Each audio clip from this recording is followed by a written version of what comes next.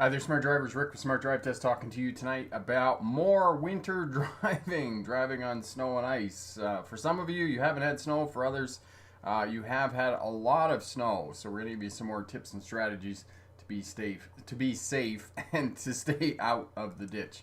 Stick around. We'll be right back with that information.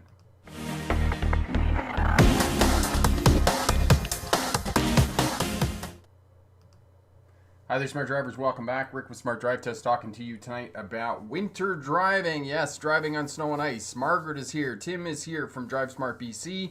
And Margaret is saying that she is going to get snow this week and be driving in the snow, which is good because then you can learn how to drive on snow and ice, and it's going to be all right. I'm looking a little dark here, so I'm just going to adjust the settings here a little bit. I'm having trouble with getting it set up the way I want it tonight, so bear with me here.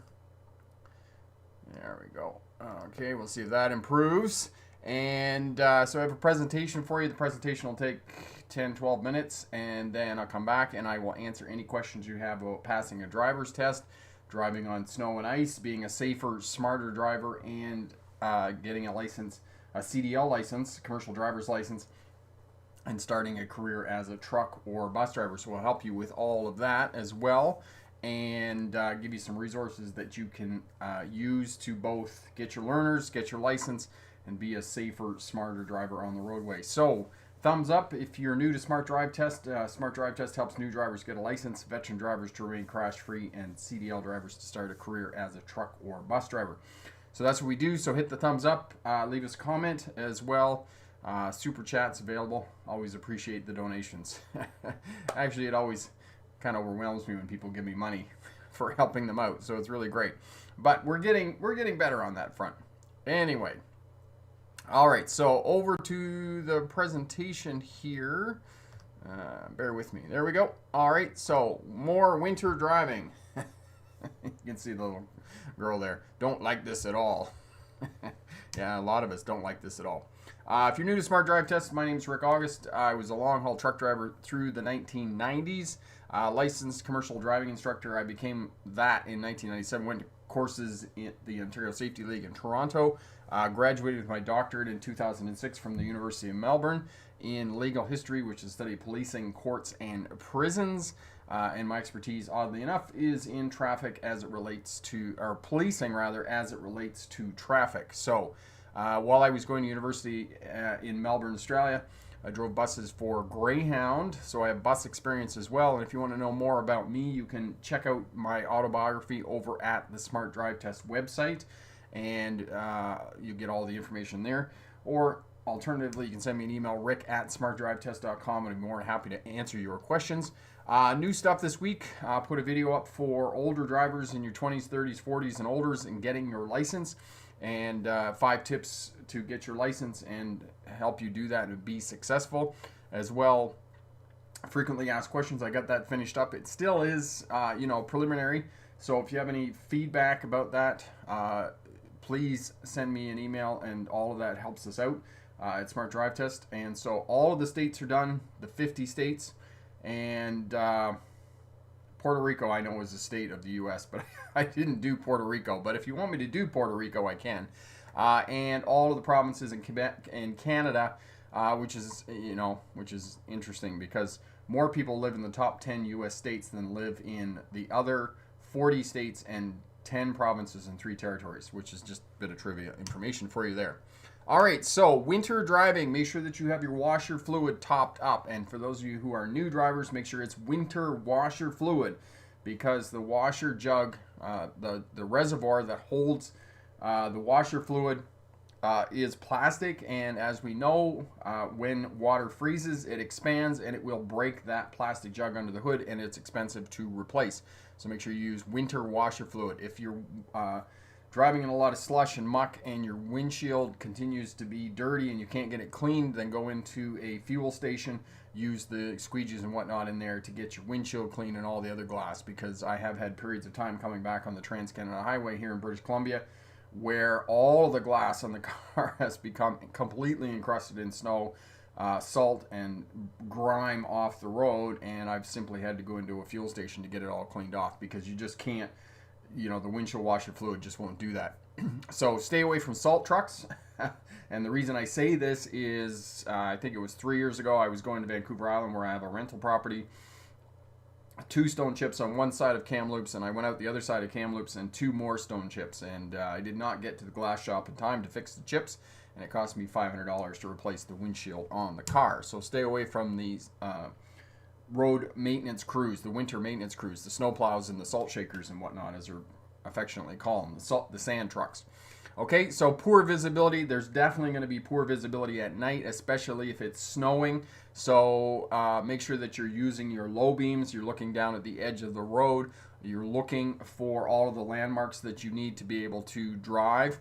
You know, utility poles along the roadway, road signs, all of those are going to help you drive.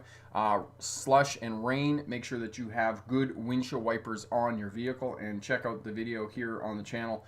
Trico windshield wipers. A few years, last winter I was putting new windshield wipers on the buggy. I put new windshield wipers on a friend's vehicle, and a couple of pairs of windshield wipers that I had just didn't work out. And I went back to the auto parts shop, and I said, listen, I need better windshield wipers. And so they gave me these Trico windshield wipers, and it's a year later, and they are still working exceptionally well. And Corey will put that video up for you. Corey's here, Bricks for Wheels. He is the moderator. Corey does an exceptional job at getting up the videos that I suggest that you have a look at, and as well keeping out the bad people. So where is ice? And of course, we are driving in a time right now where people will say it's black ice.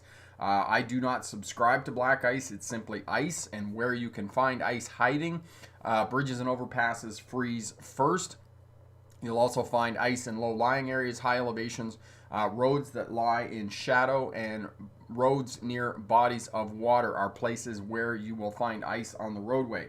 And this car, you can see the arrow. There's actually a car in front of that truck that went off the road into the ditch. One of the reasons that vehicles go off the road into the ditch because of a skid is because of oversteering. Too much steering.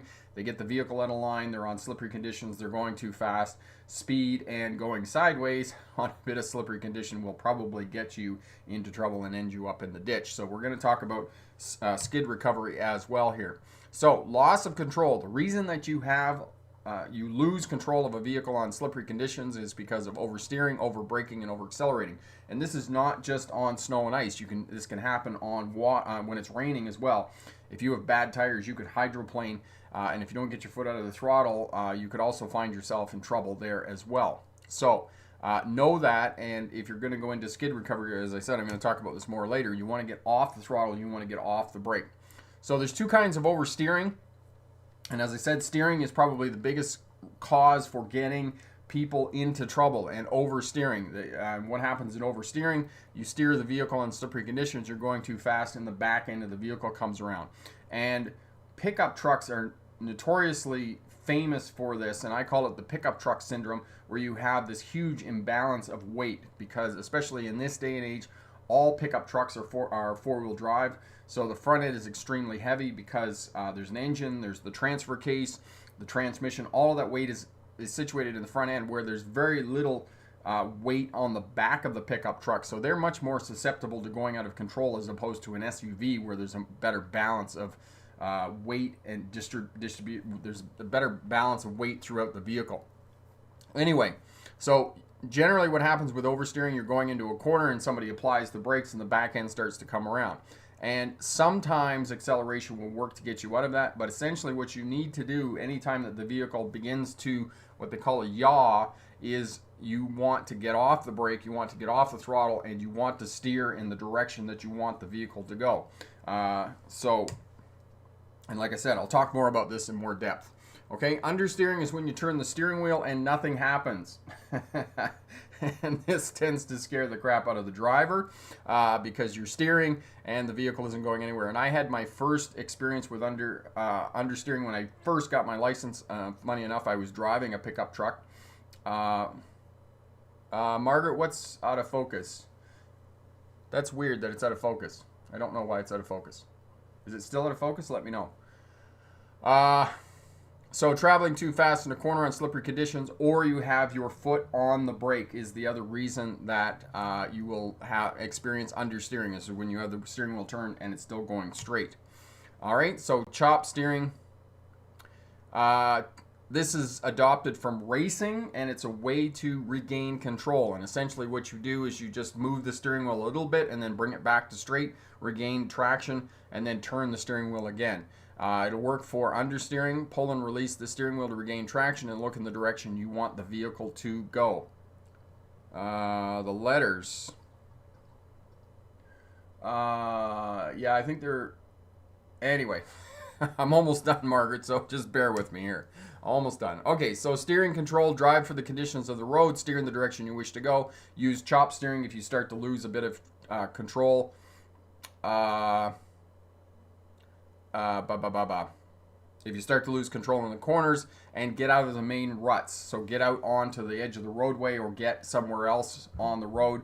But you need to sort of move around a little bit so that you can figure out where there's some traction. Okay, skid recovery. Steer in the direction you want to go. Get your foot off the throttle, get your foot off the brake, and steer the vehicle. You need to get the tires rolling again.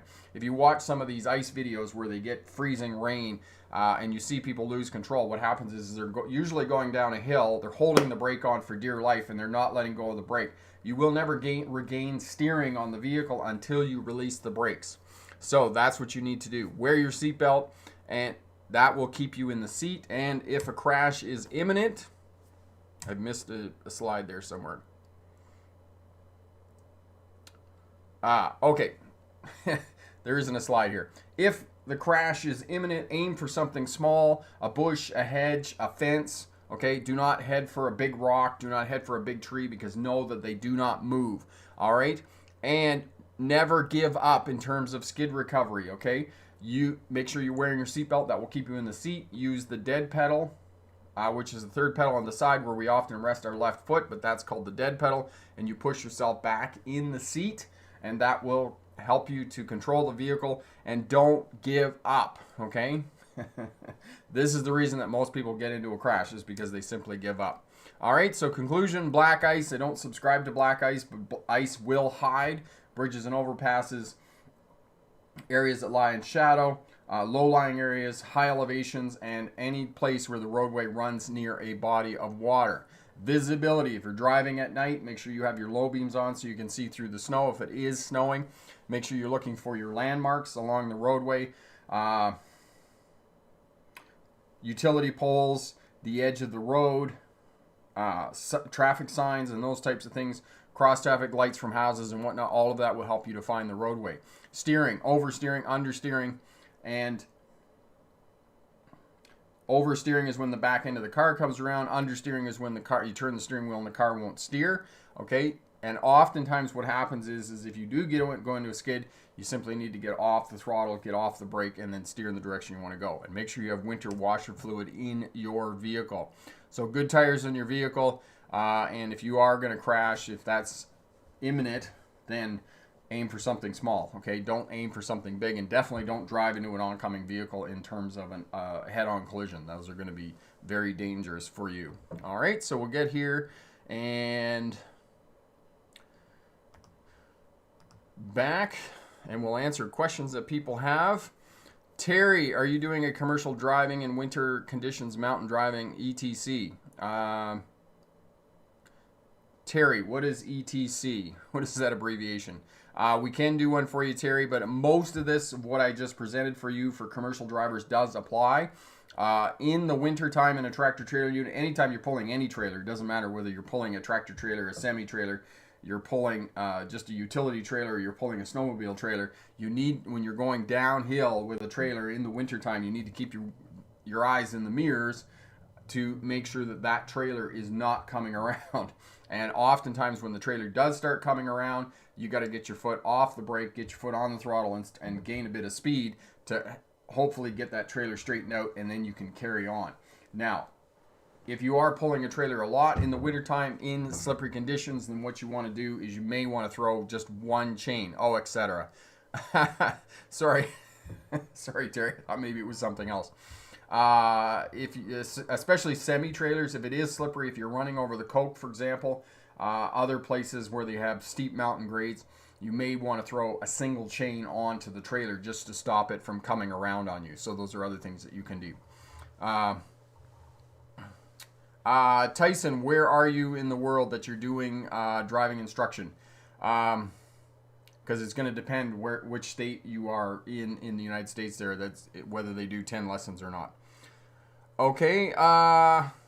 Majid, can we give road tests in all-wheel drive van, or that should only be in a car? I haven't seen people giving tests in any other than a car.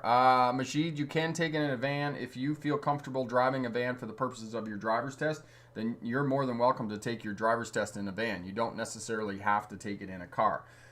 What I would suggest to you is Corey will put the video up for you on parallel parking a large vehicle, and definitely have a look at that and make sure that, go down to the test center where you're going to be taking your test after hours and practice in and around the test center so you know exactly what you're up against. Majid, I have my G road test on December 23rd, and in Ontario weather forecast is snowstorm. Give me advice, please. Majid, it's going to be easier, and I've said this before, to take your driver's test in the wintertime. So for all of you who are considering taking your driver's test, don't postpone it. Don't delay taking your driver's test. Take it in the wintertime. It's easier to do. They're not as rigid as they are in the summertime. You don't have to be 8 to 12 inches from the curb. You don't have to get anywhere near the snowbank, because driving examiners will not push you out of the snowbank. So know all of that. It's easier to get your driver's license in the wintertime. Tim says he took his driver's test in a 1-ton tow truck. That's awesome. That's awesome. I took my driver's test in a station wagon, in a Dodge station wagon. So that's what you do. Okay. And Drive Smart BC. For those of you in British Columbia, if you want to drive safer, smarter, you want to know anything about traffic laws, check out Tim's site, Drive Smart BC. He's got great forums over there, great articles and blogs all about legislation, driving culture. So check out Tim's stuff over there for sure. Okay, Bobby, I set up my driving up 2 stalls. Okay, so you guys are talking about that. Smith, what do you do when you're turning left and are in the middle of the intersection, the light turns yellow, and someone is trying to turn right? No. Smith, first of all, I don't want you in the center of the intersection when you're turning left. I want you with your front steer tires on the front crosswalk line. That way you're committed to the turn, but you're not in the intersection in case something goes wrong. Yes, when the light goes yellow, you do move up and start to initiate your left turn, but check, double check, and triple check that the oncoming traffic has in fact stopped. And if there is a vehicle turning right, which sometimes will happen, make sure that that vehicle is going to stay put while you're trying to clear the intersection. But at one and the same time, know that if you get stuck in the intersection, this is for all smart drivers, and I cannot stress this enough. You get stuck in the intersection on a yellow light or a red traffic light, you own the intersection. Do not freak out. Do not put yourself in jeopardy by trying to and thinking that oncoming traffic is going to come to a stop, because they may not come to a stop. Do not assume that that right turning vehicle is going to stay put, because they may not. Now, also know that most intersections where you're going to be turning left, you're going to be turning on a multi-lane road where somebody's going to be turning right. If not, they're probably going to stay put if it's just single lanes. So, okay, just be sure, be safe, because as I said before, on left-hand turns, you're going to be involved in a T-bone crash, and if you have passengers in the vehicle, it's usually going to be fatal for them. So know that, okay? So, and Tim, you are most welcome. Anything I can do to help you out, my friend. Okay, Margaret, for making turns in snow, is it the same, or do you need to turn the car more or less than in dry conditions? So it's going to be a little bit fun for you, Margaret, if you do in fact get a bit of snow, because it is going to be slippery for you, because in New York you don't get sub-zero temperatures. It's going to be around freezing, which is, I always get this confused. For some reason, I have 36 degrees Fahrenheit in my head, and I know that's not right. It's 32 degrees Fahrenheit, which is freezing. it's going to be 32 degrees Fahrenheit. And when it's that temperature, it's going to be greasy, right? It's not going to be too bad because, most of the roads are going to be plowed and there's going to be lots of traffic and those types of things. So it's not going to be too bad. But if you do get a bit of snow and you're in the snow, the car's kind of going to dance around a little bit. And you're just going to have to play with the throttle when you're driving through corners, and you're going to have to figure it out. Now, you're going to have to go a little bit slower than what you normally would. But, what I would suggest, me personally, if it was snowing and there was snow on the road, and the student that I was with had never been in snow before, I would take them to a parking lot and let them fool around and figure out what's going on with the snow and how the car responds and those types of things. But you're probably going to have to, figure it out on the road, which is going to be fun for you. Margaret, they said maybe a few inches of snow and I'll be driving at 6 p.m. so it's dark. Yes, so it's dark too. But Margaret, know that, with all the lights there in Brooklyn, it's going to be pretty with the snow. Putting a positive spin on it for you.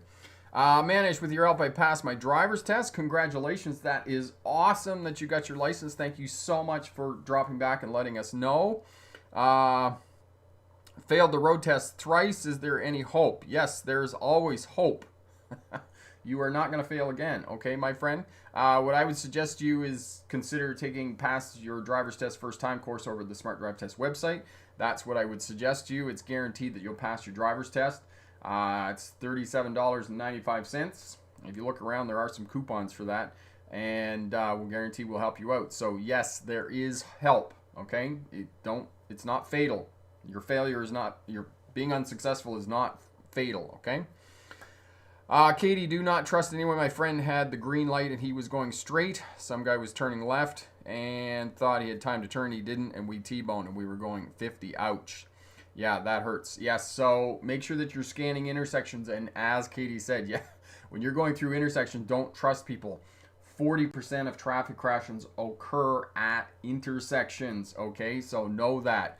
Almost half of traffic crashes occur at intersections. So make sure you're scanning. Make sure you got your foot over the brake and those types of things.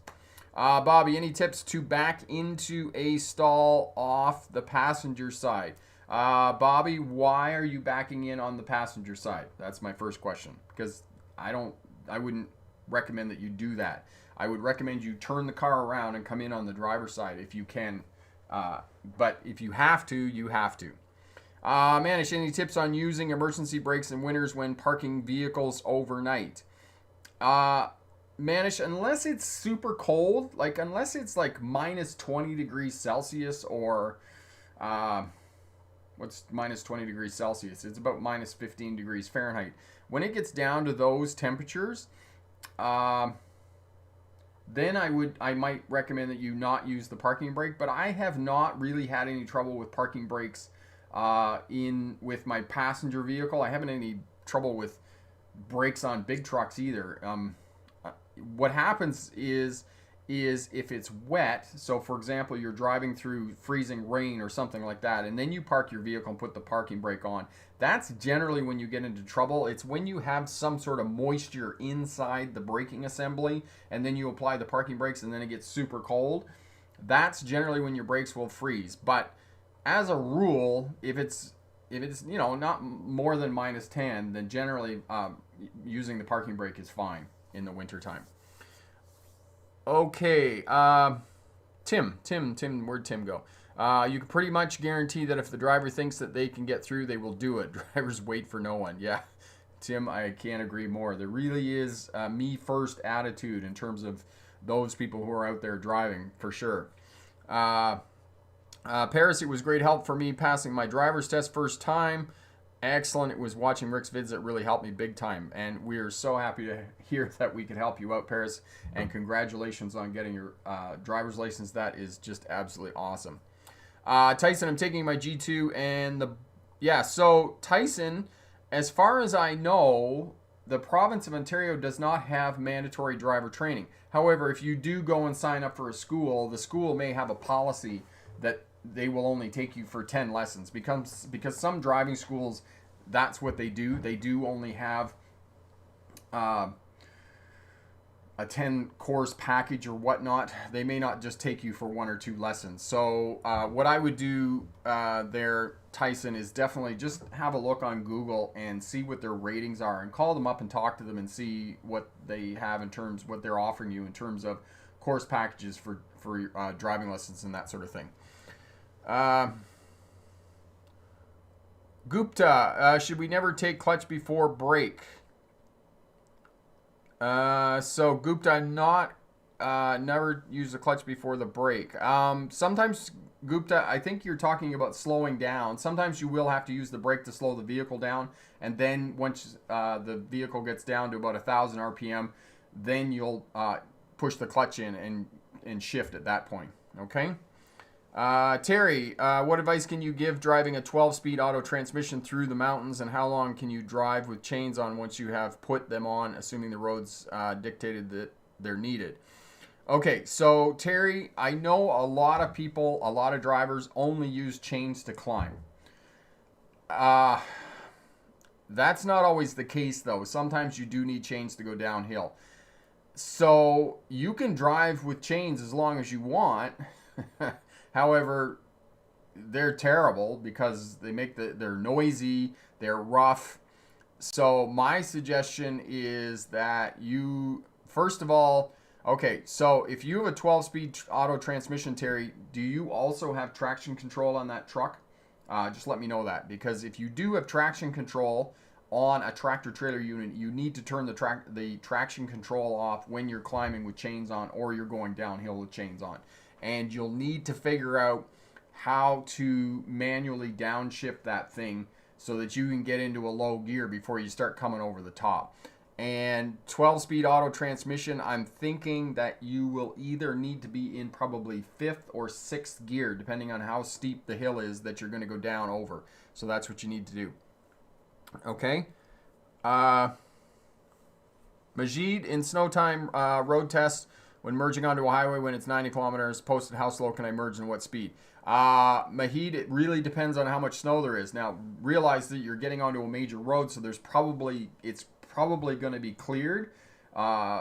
Snow removal crews are going to be out there, so you're probably going to have to get up to the posted speed limit. And I can almost guarantee you that if you're on a freeway and it's clear and it's been plowed, most of the traffic's going to be doing 90 kilometers an hour. So you need to get up to 90 kilometers an hour is what's going to happen.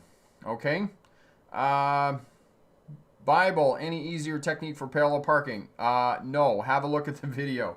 Parallel parking is not easy. It's just something that you got to practice and you got to do. All right. Terry, so leave it in manual mode? Absolutely, Terry. If you're descending a long, steep downgrade, then definitely leave it in manual mode. Do not let it change on its own. So the other danger that you have, Terry, in a tractor trailer unit with an automatic transmission is if that transmission starts shifting on you when you're going downhill, you risk locking up the tandems on the back of the tractor, and that is more dangerous than the steer tires locking up on you. And so what happens when the rear tires on the tractor lock up on you is you got the trailer. So you get the trailer here, the truck here. What will happen is if you lock up the tandems on the back of the tractor, that thing will kick out. It'll kick out sideways and it'll jackknife on you. So you definitely want to leave it in manual mode when you're coming down the hill, especially if you got chains on. And if you're climbing as well, same thing. Leave it in manual mode, probably 5th or 6th or whatever it'll handle to get up the hill, depending on how much weight you're pulling. Okay. Medicine, your videos helped me get my driver's license last year. Failed the test the first time, did a great the second time, and after getting license got into a car crash like a week later. Sorry to hear that. Hopefully everybody was okay though, Medicine, and nobody was injured. Because remember, cars can be fixed. Us, not so much. Okay. Ben, what do I need to do to pass my 3rd time? Ben, you definitely, I know you've already had a look at the video on what do I do if I fail, but I'm sure that you've done everything you need to do to be able to pass to, just make sure that you're doing the speed limit, you're managing space, you're taking the gaps when the gaps present themselves on turns and those types of things. Because remember, you can get into as much trouble being too cautious as you can being too aggressive. So know that. And good scanning patterns and those types of things. And I'll talk a little bit more about that, Ben, as we go on there. Okay, so Terry, generally what you want to do, Terry, unless it's, you want to have the Jake on full, because you're going to have to slow that vehicle down and you're going to need it on. Now, the other thing is, just keep your eyes in the mirror, watch the trailer. As long as the unit's straight, you're good to go. If the trailer starts to come around on you because you've got too much braking force, then just turn the Jakes off, let the thing run a little bit until the trailer straightens out, and then kick the Jakes back on again. So it's kind of a do a little bit of this, do a little bit of that, do a little bit of this, whatever you need to do to keep that unit straight. And you may not even, because engine brakes are so good now. If you got it in fifth gear and you're going down the hill and you got it in, the Jake on 3 and it's really holding back, you might kick it down to 2 and then find that works just fine. So it's going to depend on the hill. It's going to depend on the load. It's going to depend on your truck and your transmission. It's going to depend on a lot of factors. So it's just a matter of you keep, trying a couple of things, seeing whether it works or not, and just keep an eye in the mirrors, because that's your real danger, is that trailer coming around. Because as soon as that trailer starts to get out of line, you got to do something quick. And what you got to do is, if you're going downhill, you got to kick the Jakes off, get your feet off the brakes, and let the truck run a little bit, and then pull it back in as soon as you get back into line. Okay, so that's your danger. Okay, so make sure you got your eyes in the mirrors. Okay, excellent. Robin, my friend Robin from the East Coast. Let's disinfect. Yes, and okay, excellent points. And the other thing about driving tests, for those of you doing closed circuit testing, with a mentor, make sure that your mentor brings his or her mask. A smart driver was telling me last week that they were at the test center, they were there for their test, and there were other people who were there as well, and the mentors didn't have masks, even though they were sitting in the car with the person who was taking the test. The person taking the test was denied their driver's test because their mentor didn't have a mask. So make sure that everybody has a mask. Please don't be denied your test because you don't have a mask. That's nothing more disappointing than that. I mean, hopefully all this craziness goes away soon. Pandy, thanks for your video. I have my road test this week in Montreal. Any suggestions? Okay, so let's do an overview of driver's tests. Okay, all driver's tests have 4 components. Okay. Space management, speed management, observation, and communication. Space management. Don't get near anything. It's less likely you're going to hit anything. Following distance, 2 to 3 seconds. If it's snowing and conditions deteriorate, then you need to increase that out to 4 to 5 seconds. Stopping in traffic. Stop behind the vehicles in front of you so you can see the tires making clear contact with the pavement.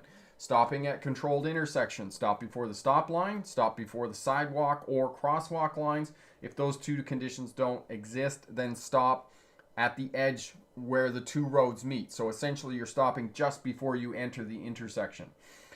What else do you need to know? Following distance. Never enter an intersection that you cannot clear. If the intersection, so say for example, there's a transit bus on the other side of the intersection, do not enter that intersection. If you enter an intersection and you are in that intersection and the light turns red, it's an automatic fail on a driver's test. Space management. The other problem that new drivers have is yellow lights. Okay. For the purposes of your driver's test, yellow and red are the same color. Get the vehicle stopped if at all possible. Make sure that you're checking the center mirror to make sure nobody's going to park in your trunk when you come to a stop at a yellow light. If you go through a yellow light and the driving examiner looks up and sees the light turn red when you're in the intersection, that's an automatic fail on a driver's test. So that's space management. Speed management, posted speed limit or the flow of traffic, whichever is less. Get the vehicle up to speed as quickly as possible. For those of you who might be driving in snow, know that the farther you get from major roads, the more snow and ice there's going to be on the road. So once you get into residential areas and those types of things, there's going to be snow on the road. So posted speed limit, get the vehicle up to speed as quickly as possible. And if the traffic flow is less, so for example, know that space management is more important than speed. All right, so it's more important to keep your 2 to 3 second following distance, and if the vehicles in front of you are going slower, then you have to maintain that space and you can slow down too. So speed management is also tied into observation because you have a forward scanning pattern. Every 8 to 12 seconds, you're going to be looking far down the road, both shoulders of the road, checking your center mirror, far down the road, checking your left wing mirror, far down the road, checking your right wing mirror, checking your instrument panel. And that's going to repeat every 8 to 12 seconds. So your speed management is tied into your scanning pattern, and it needs to be adjusted every 8 to 12 seconds. You could probably get away with 3 to 5 miles an hour over the posted speed limit, but only for a couple of seconds. But if you do that consistently through the whole test, you're not going to be successful. If you do 8 to 10 miles an hour consistently over the speed limit or under the speed limit, if you drive 5 miles an hour under the speed limit for the entire driver's test, you're probably not going to be successful. You need to be as close to the speed limit as you can. And then observation, so we got the forward scanning pattern. Anytime you move the vehicle sideways, anytime that you turn the vehicle, 2 shoulder checks minimum. All right. Lane changes, 3 flashes on the signal before you start moving over. Mirror signal shoulder check. Shoulder check is 90 degrees. 3 flashes on the signal. The way is clear. You start moving over. Leave your signal on the entire time until you get in the other lane. You're going to need to accelerate a little bit because you're moving on a diagonal. So you're moving from one lane to the other. When you get in completely in the other lane, cancel your signal, look forward, and resume speed. Reversing, 360-degree scan around the vehicle. Check your backup camera if you have one. You can check it. Check your mirrors, but you need to look out the rear window for the duration of your back. And yes, you can use a backup camera in New Jersey, but it's exactly the same. You still have to look out the back window. So every state is the same as New Jersey. I used to think that New Jersey was different, and people used to say, oh, New Jersey lets you use backup cameras. Yes, they do, but you still have to look out the back window. I just read the driver's manual there in the state of New Jersey. So know that for the purposes of a driver's test. And I think I got all of them. Reversing, shoulder checking, forward scanning. So that's observation. The last one is communication. The 5 ways we communicate when driving are lights and signals. Lights and signals, horn, use your horn sparingly because it's seen as a sign of aggression. Eye contact with other road users. For example, you don't know what they're doing. Make sure you get eye contact and know what they're doing. Eye contact. Hand gestures. Make sure you use all 5 fingers. Don't tell them they're number 1 on a driver's test. And then finally, the most important way that we communicate with other traffic is the position of the vehicle on the roadway. So that's a quick overview of your driver's test and what can be expected of you. Okay. Ben, should you drink water before your driver's test? Yeah, I would take a little sip or something, but I wouldn't drink too much depending on where you are, because remember, in the days of COVID, if you have to have a pee or go to the bathroom, they're probably not accessible.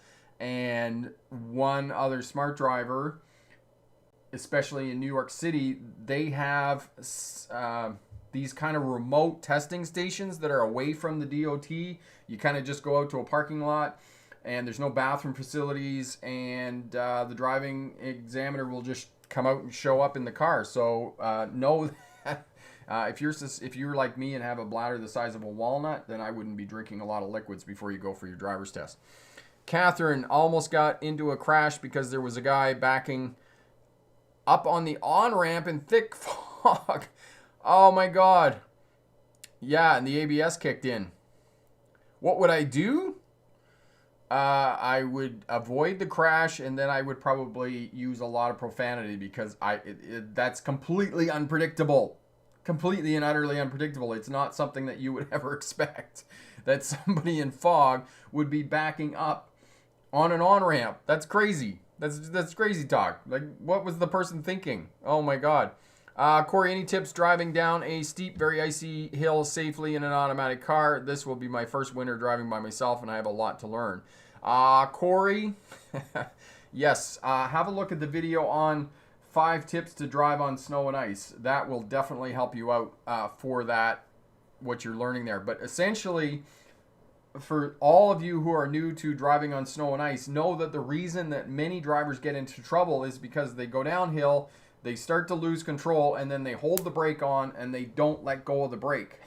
And there's a picture here in Vernon where I was standing down at the bottom of the hill doing video, and the person lost control. And the reason the person lost control was because they wouldn't let go of the brake. Had they let go of the brake and then looked in the direction that they wanted to go, the vehicle would have straightened out. Other cars were doing just fine coming down the hill. They were off the brake. They were getting off onto the shoulder a little bit, finding a bit of traction. And that's essentially all you do. Lots and lots of people, lots and lots of drivers, rather, get into trouble in the wintertime on slippery conditions because they don't let go of the brake. They hold on to the brake and they ride this juggernaut, this bucking bull, and they think that they're going to control it somehow. But the thing is, on slippery conditions, you can't have brakes and steering. They're separate.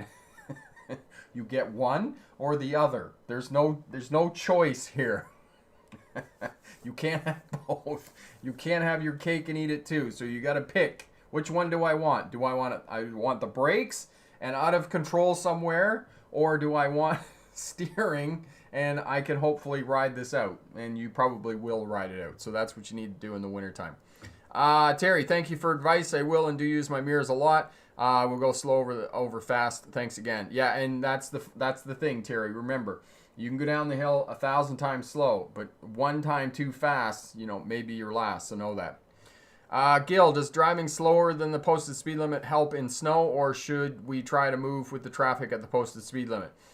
Gil, essentially what you should do in snow is go with the traffic flow, because if it's greasy out and it's slippery, the traffic is going to go slower. So just keep up with that. And again, I'll say this. You're going to get into trouble when the vehicle gets out of line. So you want to try and keep it straight. You want to try and stay off the brakes. Good night, Tim. All the best. Jay, hey, thank you so much for your videos. Helped me so much. I got my G2 last week.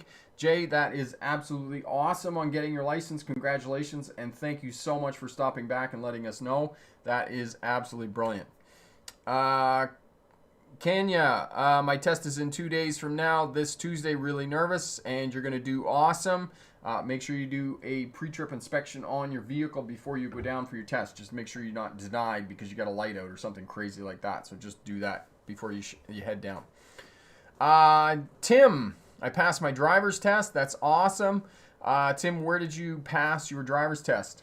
Pandy, you're most welcome. Alex, quick question. Parking lots near my home are busy during the day.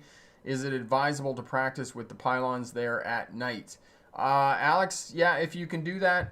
The other place, Alex, that you can go is generally churches. Try church parking lots or try arenas. Sometimes arenas don't have a whole lot of traffic during the day. Just kind of think about different places that may not have a lot of traffic during the day, because you don't want to upset people and those types of things. Or abandoned parking lots. Sometimes there's abandoned parking lots and those types of things around. We have that as well. And some of the mall parking lots, there's sometimes kind of in the back of the mall parking lot, there's an area back there that you can practice too. So have a look at those as well. Okay. Robin, the same to you. Happy holidays, my friend. JP, hey Rick, love the videos as they helped me overcome my fear as a new driver. Question: if I'm merging into the left lane and have one car length of space between me and the car, is it still safe? You probably want a little bit more than that, JP. But put your signal on, keep your signal on, and that way other vehicles know, other drivers know that they will help you out. If you crowd that left side of the lane and you have your signal on, 9 times out of 10, other drivers are going to help you out. They're going to back off a little bit. They're going to give you the space you need to merge. And that's really the key to merging safely, is making sure you have your signal on. Okay, Cotton, road test on Tuesday in a car that hasn't been used in half a year. Any tips? Yes. Colton, make sure that you do a pre-trip inspection on the vehicle. Make sure everything is working, okay? The seatbelt on the passenger side, the door on the passenger side, the the passenger side. Make sure the defrost and the wipers are working. Make sure that all the lights are working, signals, brake lights, those types of things, okay? Because you don't want to be denied your driver's test because something's not working on your vehicle. Make sure the insurance is up to date. Make sure the registration is up to date. You have both plates on it. You know, there's no cracks in the glass, those types of things. Corey will put the video up for you on the pre-trip inspection you should do before you go down. Other than that, all of the other stuff applies for the driver's test. Okay? Tyson, do I swear a lot? Well, Tyson, I was a cab driver at one point a long time ago. And, you know, every now and again... Especially when I get behind slow people who are insistent on driving through a residential area at 20 kilometers an hour. I'm just like, oh, really? It torques me. Yeah, not a lot, but every now and again I do. Yes, I'm guilty of that. Okay, Emery, is it safe to practice cornering on wet gravel before the snow hits? I usually rely on the rear wheels to slide and push it around. Is it the same thing on snow? Not so much, Emery. Gravel is a little bit different because what happens with gravel is you've got stones, and as the car is coming around, what happens is the tires roll on those stones. Not smoothly, but they do roll on the stones, whereas on snow and ice, it actually slides. So it's actually a different experience on gravel than it is on snow, and so that'll be a little bit interesting for you when you start going out and working with the snow and whatnot. Shu, thank you for your helpful videos. Do you have any advice on how to hold the steering wheel correctly? I'm learning how to drive, and my dad said I need to put my right hand at 12 o'clock. Okay, Shu, I love your dad. He's doing a great job helping you out, but you do not put your hand at 12 o'clock.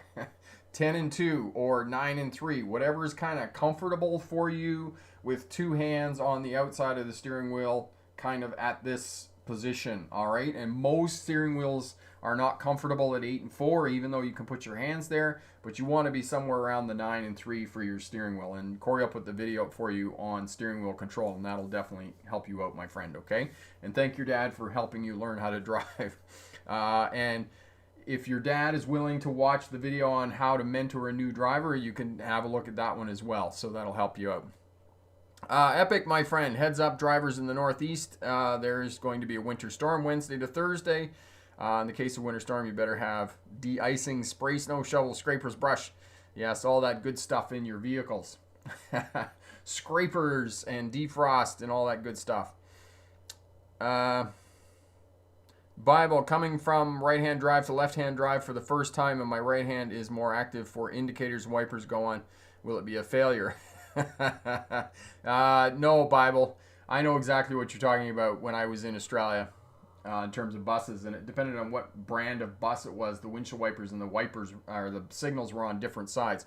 So indicate to the examiner when you get in the vehicle and you're doing your road test. Listen, say to him, listen, I have come from the other side of the road. I used to drive on the left side of the road, and that way if you make that mistake of putting the wipers on as opposed to the signal, you can all have a good giggle about it, okay?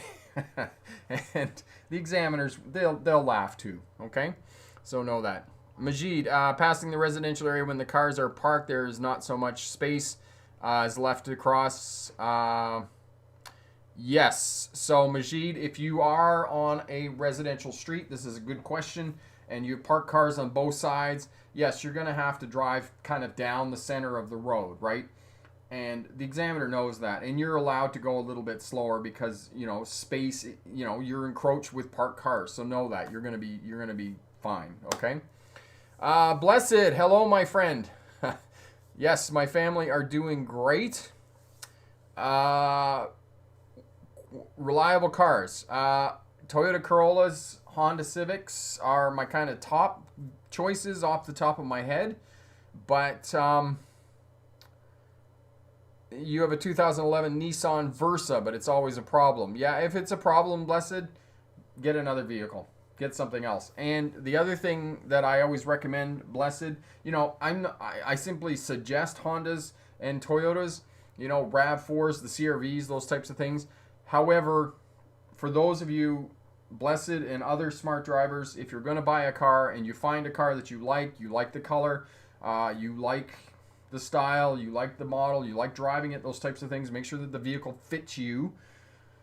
Do some research on the web and do reviews, because all of these cars have been reviewed ad nauseum. And not only that, there's the formal reviews, the official reviews that have been done by, organizations that do that.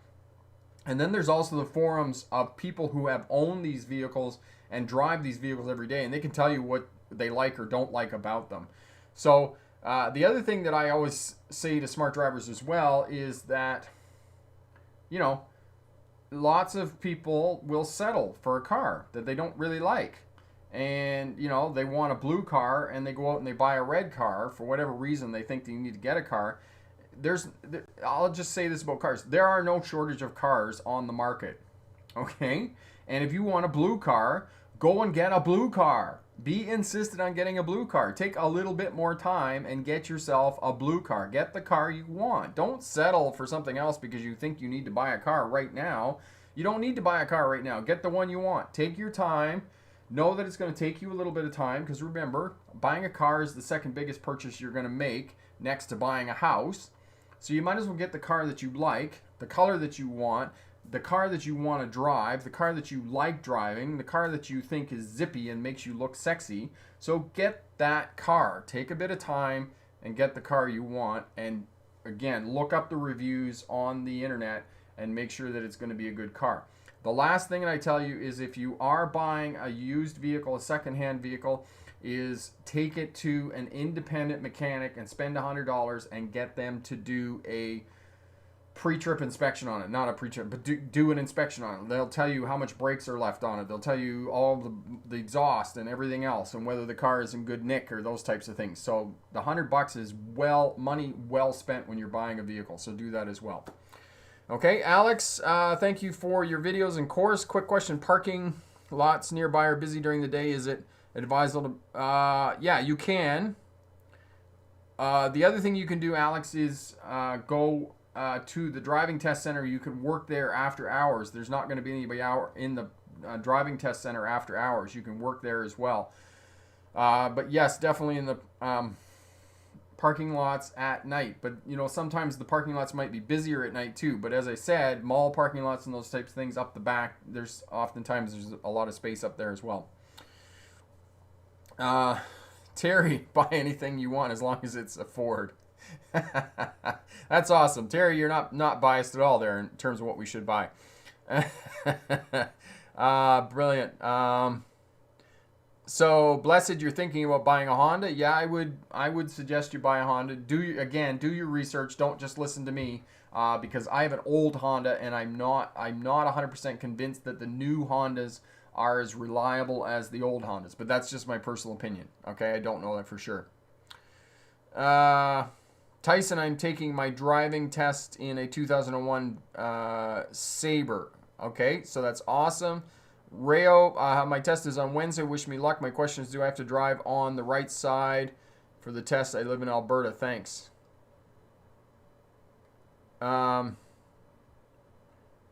Rayo, what do you mean drive on the right side? Do you have a left-hand drive vehicle? I would not take a left-hand drive vehicle to a driving test. Okay, find another vehicle if that's the case. All right.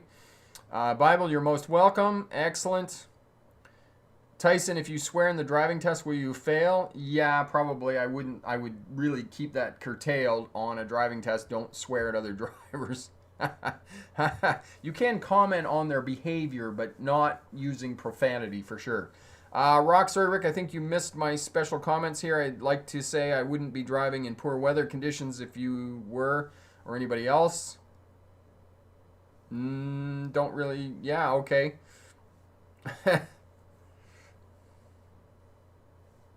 Well, sometimes you have to drive in poor weather. You can't always avoid it. Sometimes you just end up out there and you're in the bad weather. So, okay. Anna, how to handle sliding on a turn. Example, multi-lane road. Excuse me. 2 cars turning onto another 2-lane multi-lane road. You're turning on the inside lane. You feel the car sliding to the outside of the lane. Okay, so first of all, Anna, you're not going to be going very fast when you enter the turn, or you're going to be starting for a dead stop. And simply, if you do start sliding, you have your foot on the throttle, and if you take your foot off the throttle and you stop giving it gas, it'll just straighten out. So that's what you need to do. You just need to take your foot off the throttle and start working the throttle. Epic, for drivers in the state of Pennsylvania and New Jersey, failure to clear snow off the car will result in a fine. Okay, if the snow on the top kills someone. Not sure if Canada has this rule. I don't think that we do have this rule, Epic. All right. Priceless, thank you for your $5 super chat. That is awesome, my friend. Thanks for the content as always, and you are most welcome, my friend. Alex, thank you for your advice. I got my car last week. I didn't settle with something just okay. I got a blue car I love. That's awesome. I appreciate your advice. Got your course package and working on it now. That is awesome, Alex. And make sure that you ask me any questions you might have. More than happy to help you out, my friend. Okay. Okay, Rayo, yes, you have to be in the right lane for the purposes of the test. Sorry, I misunderstood your question there. Yes, so if it's 3 lanes, you can drive in the middle lane, but for the most part, you want to be in the right lane when you're driving. When you make a left-hand turn, make sure that you turn into left lane to left lane, right lane to right lane, but as soon as you turn left into that left lane, then you're going to signal, mirror signal, shoulder check, and you're going to move back over to the right lane for the purposes of your driving test. Okay? Excellent. Terry, for the purposes of a driver's test in a passenger vehicle, you do have to stay in the right-hand lane. Okay? Blessed, thank you, Rick. Have a wonderful Christmas with your family. Take care and stay safe. And you the same as well, Blessed. All the very best. And good luck finding a new vehicle. That's very exciting. Very exciting. Majid, when I'm turning left after I finish the turn, should I move to the right lane or can I stay in this left lane? All right, so Majid, when you turn left on a multi-lane road, you always have to move over to the right lane. Okay?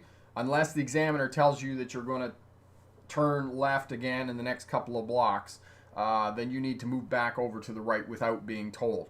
And again, for anybody who's taking a driver's test, head over to the Smart Drive Test website, check down in the description there, and look at the frequently asked questions, because I answer this question specifically about left-hand turns, and as well I give you another resource about going to the video on left-hand turns.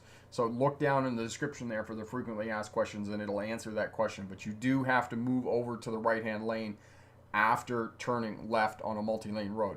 And Terry, thank you so much for the $5 super chat. That is awesome, my friend. So happy to be able to help you out and give you some tips about braking on snow and ice in the winter in a tractor trailer unit. So happy to help out. And the other thing is, Terry, I don't know whether we kind of covered that, but in your truck with your automatic transmission, if you've got traction control, make sure that you turn your traction control off too when you're climbing and you got chains on or you're coming downhill. Make sure you turn the traction control off. Okay. Rayo, you're most welcome. So happy to be able to help you out. Rocky, please let me try again. If I were you and anybody else, and a special thing I'd like to say is until the weather clears and settles down. That's what I really mean. Yeah, okay, thanks, Rocky, for that clarification. And yes, definitely, if you can postpone your travel plans until the weather clears up, then definitely that's what you should do, okay? There's nothing that important in our life that we need to be out driving around in bad weather. If you get caught in bad weather, yes. But on the other hand, you don't need to be out there driving around in bad weather just to go into the shop and pick up a loaf of bread or something like that. So exactly right. Thank you for that comment. And Corey got the video up, or the link up rather, for the frequently asked questions. Thanks for that, Corey. That's great. Ben, should I buy my car before my driver's test or after my road test? No, Ben, wait till after your driver's test, get your driver's license, and then go and buy your car, and that'll be like a really awesome reward for you for passing your driver's test. Epic, tips for everyone is very helpful. Have a wonderful Christmas and a Happy New Year, Rick. Is it okay to bring winter driving kits that include ice scrapers, shovels with you to a driver's test? Oh, absolutely. You can have all that stuff in the vehicle. And if you're taking a driver's test and there's a possibility of snow, then you definitely want to have, a snow brush at the minimum. You don't want to be out there with your bank card trying to clear the ice and snow off your vehicle, for sure. Okay. Simply Divine, appreciate you helping me pass my driver's test. That's awesome. Simply Divine, you are most welcome. So glad we could help you out. Which is the best line to be in on a multi-lane road? So, Bible, if you're on 2 lanes, you want to be in the right lane. If it's 3 lanes, then you want to be in the center lane is going to be your best lane. Okay, Alex, the driver behind me, also got out to check on me. Okay, I missed some. Oh, the morning on my way home after night shift, made a right turn with a double check. Also got hit by a truck. The driver controlled very well. He then came out and gave me a lesson. I'm grateful. Okay, well, you're okay. I'm happy to hear that you're okay. Majid, thank you so much. I will watch the video you mentioned. That's great. And M2, I passed my driver's test in Surrey recently. Thank you for your help. You're most welcome, my friend. Terry, have you driven from Edmonton to Kitimat in the winter time? Terry, no, I have not. I have been in some snow in the wintertime, but I can't say that I've been in that kind of conditions, Terry. So all the best to you. Good luck there. Hale, I passed the test before the snow came in the heavy the day of my exam. That's awesome. Congratulations, Hale. That's brilliant. Congratulations on your driver's test. Cotton, I ended up having to buy my car before the test because of my parents' own vehicles that didn't meet the requirements for the test. Now, Kaylee, remind me, did you pass your driver's test? Have you taken it yet, or are you still waiting to take that? Veta, do we need winter tires all the time, or all season tires are okay? Okay, so Veta, there's 3 kinds of tires. There's all season tires, which are essentially summer tires, and then there's all weather tires, which are essentially they're all season tires, but they're rated for the wintertime, and they'll do okay in the wintertime. So they will have the M&S symbol on them, M, so Mike plus Sierra, which is S, MNS tires, or they'll have the mountain with the snowflake symbol on them. So they're rated, they'll get you through the winter. And then there's designated snow tires, which is probably what you want. Now, if you have tires that are rated M&S or they have the snowflake symbol on them, then you're going to be okay to get through the winter. But you definitely don't want all season tires, because all season tires is essentially summer tires. So that's what you want for the winter time. Okay. Bible, in fact, I have my road test in the 3rd week of January. That's great. Katie, hello. Thank you for creating this wonderful video and teaching me how to drive safely. Katie, you're most welcome. I'm glad we can help you out, my friend. It's just G2 now. I'm going for the full G next year on November. That's brilliant. Awesome. Congratulations. Well, good luck there in Ontario getting your license.